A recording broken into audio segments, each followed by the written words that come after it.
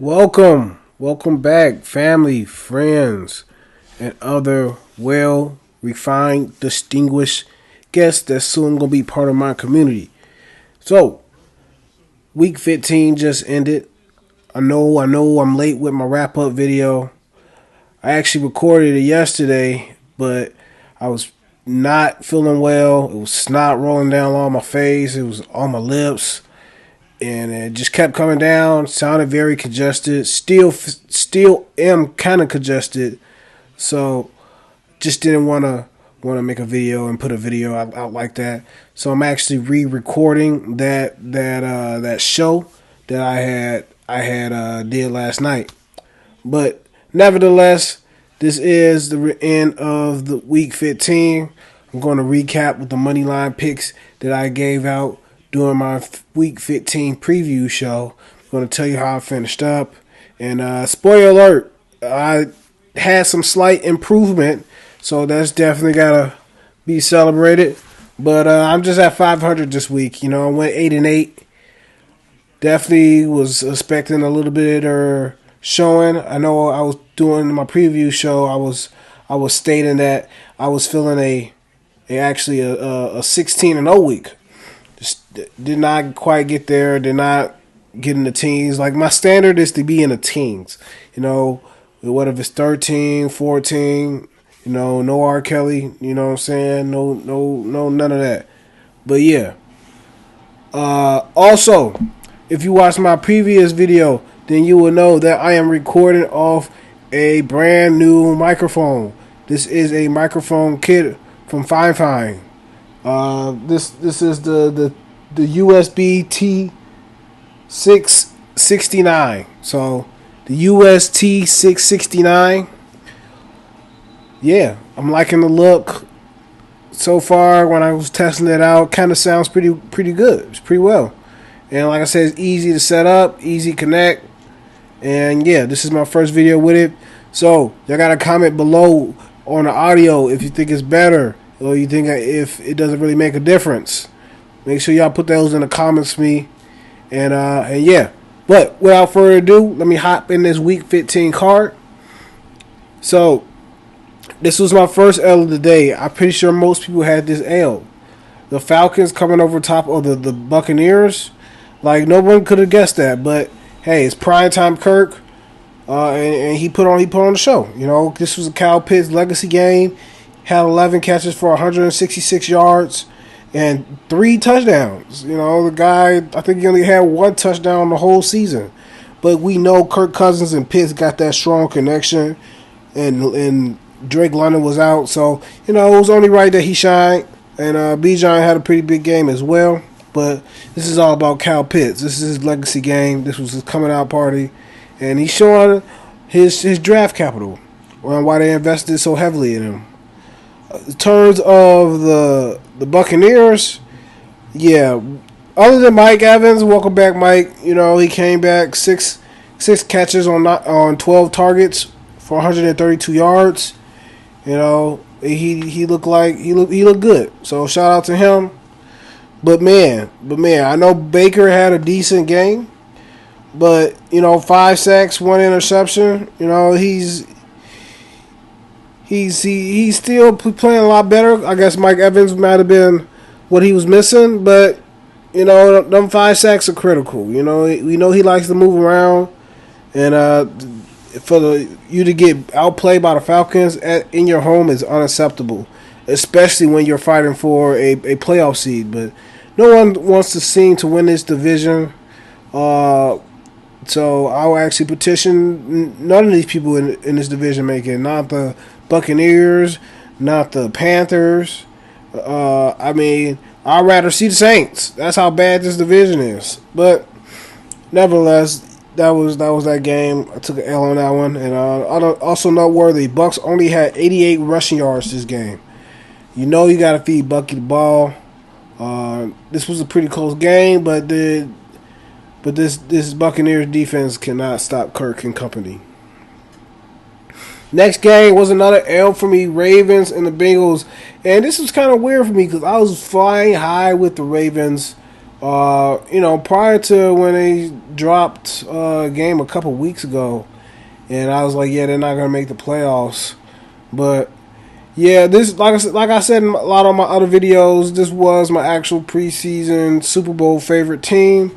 Did not quite play out like that because Lamar got hurt and Derrick Henry had a lot of fumbling issues, and this defense didn't look like they was on the same page. So, it was a lot of things. But in this game, I mean, let's not really put too much weight on it. I was playing the Bengals. We know the Bengals have a historically bad defense, and nevertheless, the Ravens were still sluggish in this game. It came out, it was kind of slow. Actually, one of these touchdowns belonged to the defense because Joe Burrow threw a pick six. And that's back-to-back weeks with Joe Burrow throwing a pick six. And this is back-to-back weeks where he had 2 interception games. So I don't know what's going on with Joe Burrow, if he's trusting what he's seeing, if it's the line, or if he just came back a little too early. But I thought this was a promising team when they first played in first matchup when they actually got that win. Even though he did have some interceptions that game too, but I'm just not liking this offense. They invested so much in it and only put 0 points up with Jamar Chase and Joe Burrow and Chase Brown on the field. No, it was no T Higgins, but you still get, like I said, you still got Chase. I mean, not Jamar Chase. So. Yeah, just not feeling this Bengals offense this game. We know they got the firepower, so I'll look to see what they do in the next couple weeks. But for them, I think the playoff window is closing very, very tightly. It looks like it's going to either be the Steelers or the Ravens in this division. Next game was the Raiders and the Eagles. This was a blowout. Nothing really too much to say for this game.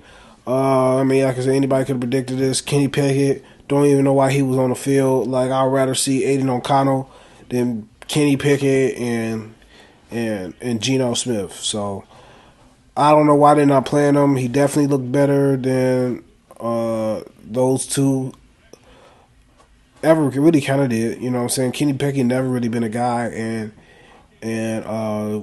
Geno Smith has been a journeyman. He had that one good season in Seattle. And that was pretty much it. So at least Aiden O'Connell, I would say he put up some numbers, and he's still a young quarterback. So I don't understand it, but that's the Raiders. They're trying to lose games anyway. I think they're competing with the Giants for that number 1 overall pick. So you'll likely see them lose some more games. In terms of the Eagles, they didn't really show too much. I mean, like I said, they were playing the Raiders, but their offense still doesn't really look sharp, and it doesn't look like that last year where it would look like it was league lending and you were scared to play these guys. I think teams come against the Eagles now, not really fearing what they got and not really trusting that Jalen Hurts can beat them. Next game was another win for me. Texans is hot, and they're staying hot. Stroud's actually looking like he's kind of returning to his rookie self, where he won that Rookie of the Year award. He went 22 for 29 for 260 yards and 3 touchdowns, and he looked very, very good. Connecting with Nico Collins 2 times. Dalton Schultz looking like he's showing something at the later this season, and his defense is tough. But still, shout out to Jacoby Brissett. Despite a tough defense like the Texans, he still got pretty good numbers, and he had 249 yards, and Trey McBride had a big game as usual.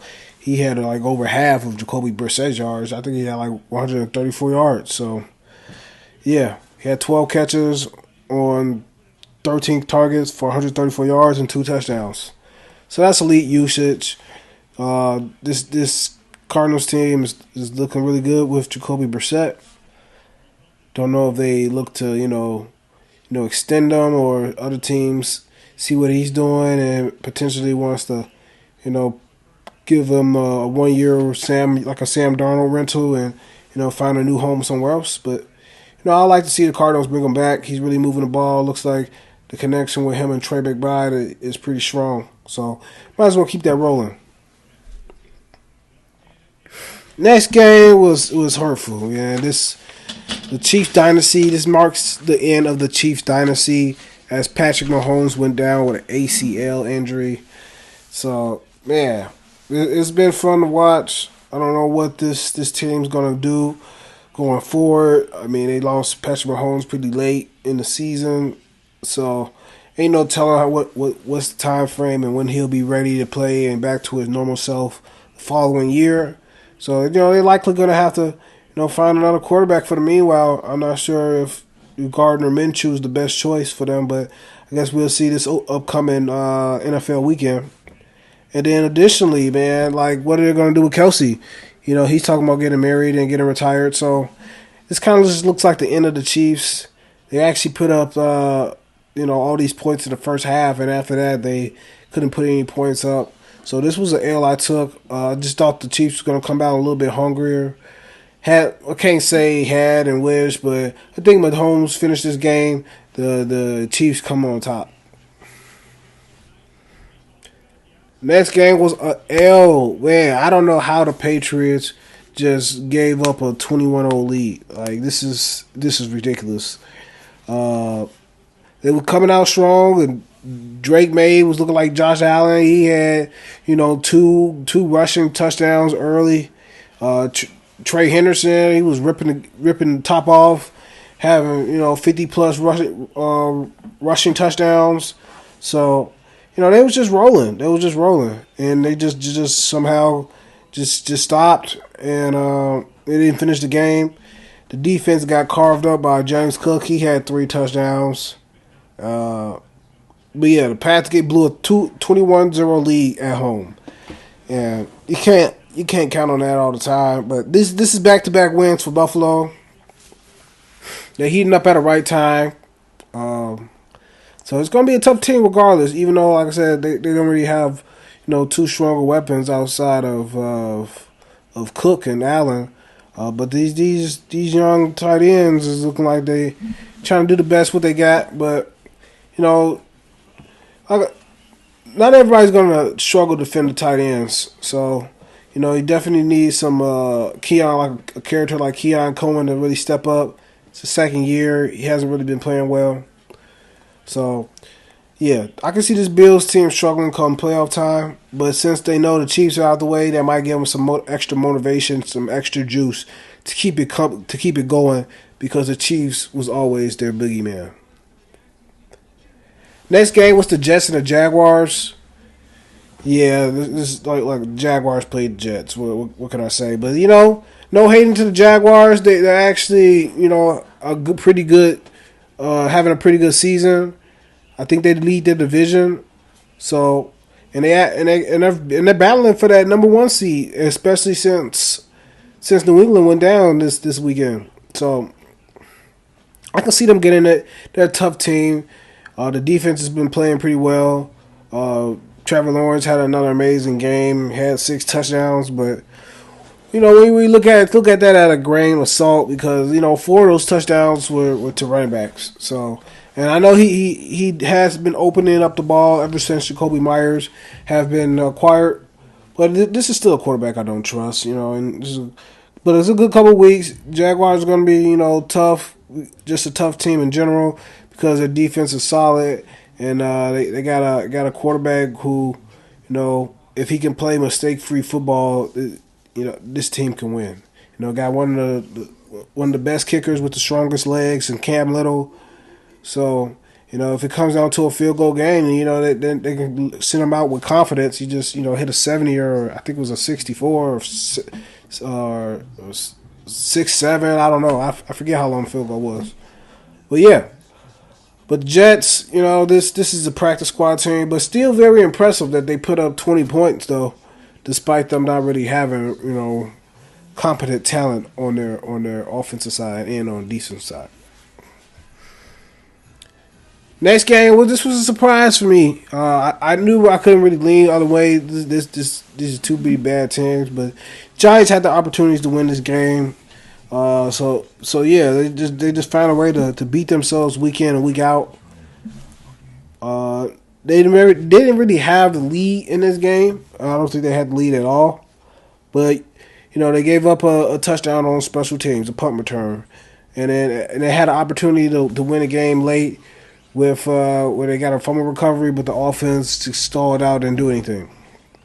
So this is a good team, especially if they be able to add another. And they're trying to get the first overall pick. So if they get that pick and add it to this core of neighbors and Scatterboo, this is going to be a good team. Jackson Dark's a good quarterback, and I'm gonna keep picking the Giants because they do got some fight, but I think they might be intentionally trying to lose games as well. But they're still competitive out there, and I just love to see Jackson Dart go out there and compete.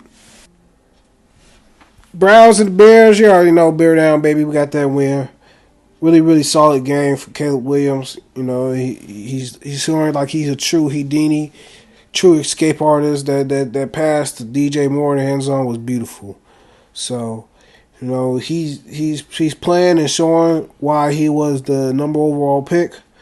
And yeah, I expect more great things to come. In terms of the Browns, man, yeah, that was against a Browns defense who got a great defense. So, extra kudos to Caleb. But the Browns, they couldn't really do anything. The Bears defense is one of the best in the league. We got the most takeovers. Turnovers. But we do be taking over the game. I ain't gonna lie. But the 3 interceptions and 5 sacks, that's a good day in the office. And then this is another game where back-to-back games where Saunders is leading the rusher. He had 24 yards. Well, yeah, he had 24 yards.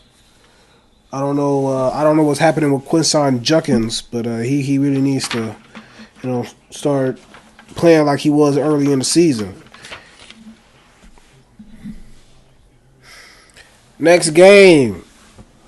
Yeah, Panthers. The Panthers lost this one, but right when you think you could trust them, they burn you, But go figure with the Panthers. I think Bryce need a restart, even though they got a chance to win this division. This division is not really, producing a real playoff contender. These are just a team that will make it just because how the playoff bracket is set up. And yeah, I think Bryce really just needs a reset. He needs to start over. And this NFL league doesn't give you very long. And he had his opportunities. He was benched. He came back, and he just needs a reset. Probably needs to just sit down behind like a aging veteran quarterback, and that can be his new pathway until he can gain a consistent level of competency where he can go on a football field and put up some good numbers and win. We know a couple weeks ago he had 400 yards, but the next week he'll have probably 150. So as a quarterback, you can't really have those extremes. You need more consistency, and I think he'll do better on another team at now. In terms of the Saints, so look at that dude. I'm really, really starting to like him. I know that decision was kind of met with high scrutiny. People thought that would have been Shedeur Sanders, but he's an older quarterback, so the game doesn't look too big for him. I think he's 26 years old, and I'm liking what I'm seeing. 272 yards, one touchdown passing, so 304 all-purpose yards. You guys looking like I wouldn't say a legit dual threat, but if he has to get outside the pocket and make some plays, he can do that. So, he's looking real good. Liking this quarterback. But this was not a game he was the leading rusher. So, this team definitely needs to address this running back position. I think with a legit running threat, the Saints could be the new next favorites this upcoming season. Lions and the Rams, we knew this was going to be a shootout, revenge game. Yeah, I mean, this was a really good game. Rams got the best offense, but they might be kind of struggling coming up. Devontae Adams just looked like he pulled his hamstring. Don't know the severity of it, but that definitely puts a little hamper in your plans because Puka he makes a lot of plays and he always looks like he's hurt and going to the locker room. So yeah, this team has a lot of depth though. So in an event that happens, you trust Sean McVay. He's a smart guy. He's been there before. He got a Super Bowl. So you expect him to make those adjustments. And yeah, so we'll see what they do coming up in the next couple of weeks when Devontae comes back and how he comes back and how the offense changed from that. But yeah, in terms of the Detroit, everybody was cooking besides Gibbs. Like, come on, Gibbs. You had 38 rushing yards and another 20 air yards. Only 58 total yards? Come on, buddy. Not going to happen, especially when St. Brown's tearing it up, J-Mo's tearing it up. This team only moves as far as Gibbs take them. Even though, Goff had a solid game passing the ball around on the yard, but he couldn't get Gibbs involved. And that's always going to be the X factor for this team. Next game was the Colts and the Seahawks. This was a lot closer than expected. Seahawks did end up getting that win. Yeah. Jacoby Myers scored all their points. Who would have thought? Who would have thought that the Seahawks would have had 0 points and Sam Darnold had 271 yards. If he had Sam Darnold have 270 yards, you expect them to have at least 2 touchdowns on the board. And they let old man Phillip Rivers, kind of move up the ball downfield and almost win it. But yeah, in terms of the Colts, if they're going to win anything, it has to be with Jonathan Taylor just being an absolute beast of a person. He needs to get over 200 yards a game, and he needs to have at least 2 touchdowns. Because this team is not really gonna, do nothing without him being amazing. Phillip Rivers looks like he can't pass the ball down the field, or it looks like he doesn't have any arm power no more. We seen it on that last drive where he had that interception. So his coach team might be cooked, but if Taylor can show and he wants to be the true MVP, this is where he steps up and put his squad on his back. Next game, this was another game where it was another loss, for me and for the NFL. Micah Parsons looked like he tore his ACL, and he ended up dead tearing his ACL. It was a non-contact injury, running towards the quarterback. Yeah, this is going to be a huge loss for the Packers. And then also for the Packers, Christian Watson, he got banged up this game. So those going to be those 2 key players. They already lost Tucker Kraft for the season. Jacobs has already been kind of ninked up a little bit. So and Jordan Love is a boneheaded quarterback. So there's that. Another game with 2 interceptions. So yeah, thought they were going to win it. But I think those injuries became too big for the Packers. They're gonna have to lean more into Jacobs, because leaning more to Love is gonna ultimately be their downfall. But yeah, shout out to Bo Nix. He balled out. Gotta start putting some. I keep saying I gotta start putting respect on Denver's name and Nick's name, but yeah, I don't know. Maybe one of these days I'll learn. Just to stop fading the Broncos. Who knows? They might be a real Super Bowl threat. Despite they lost their running backs, that's the only reason why I don't like them, because Dobbins is no longer on the field. But they're still getting it done. So shout out to the Broncos for proving me wrong. Next game was the Titans and the 49ers. Yeah, the 49ers kind of played with the food a little bit. I don't know what was happening. I knew they was going to win, but Titans looked like they was picking up some momentum, and they definitely blew the spread that I had put in for my live bet, but it is what it is. Yeah, but nothing really noteworthy in this game. Playing the Titans, they're gonna give up yards. Thought C-Mac was gonna have a bigger game, but It was more of Brock Purdy just passing the ball all around. Jennings had 2 touchdowns. Kittle had a touchdown. Parsons had a big day throughout the air. So yeah, but yeah, Tony Pollard's been. I forgot about that. Tony Pollard's been playing a lot better. Back-to-back games where he had over 100 yards and a touchdown. So looks like Pollard's heating up. He's probably playing for some type of contract because the guy's been terrible all season. So watch a report come out at the end of the season talking about I was really hurt, but shout out to Pollard. He's been turning the clock and proved himself despite a really piss poor start. All right, next the Vikings and the Cowboys. Who would have thought? Who would have thought the Cowboys would have choked? Well, probably half the country because that's the Cowboys' life cycle. They get up, and then right when you think they're doing something, they fall back down.